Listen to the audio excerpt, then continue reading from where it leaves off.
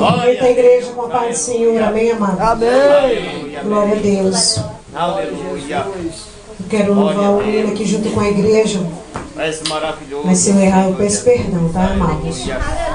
Aleluia. Está aqui no 547. Se a igreja puder acompanhar. Amém? Glória a Deus. Aleluia. Em espírito, em verdade, te adoramos, te adoramos. Em espírito, em verdade, te adoramos, te adoramos. Rei dos reis e Senhor, te entregamos nosso viver.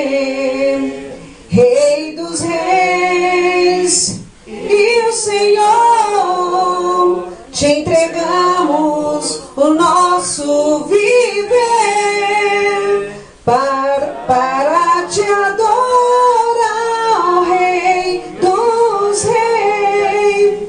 É que eu nasci, ó Rei Jesus.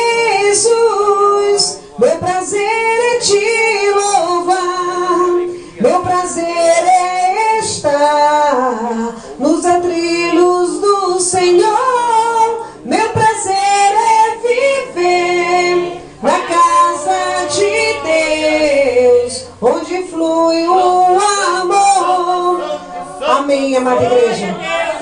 Nosso prazer é estar mesmo na casa do Senhor, mas não só adorar aqui na casa do Senhor, mas também na nossa casa, na rua, fazendo serviço em casa, louvando, levando 24 horas, espírito em verdade, como diz a palavra, que o Senhor, Ele procura os verdadeiros adoradores, aquele que adore Ele, espírito em verdade. Nós temos que estar louvando 24 horas, porque o inimigo ele fica nos rodeando, querendo tragar cada um de nós, mas o Espírito Santo está do nosso lado. Mas quando nós estamos no Espírito Santo, o Espírito Santo sai de perto e o inimigo acha uma brecha e ele entra e faz uma festa.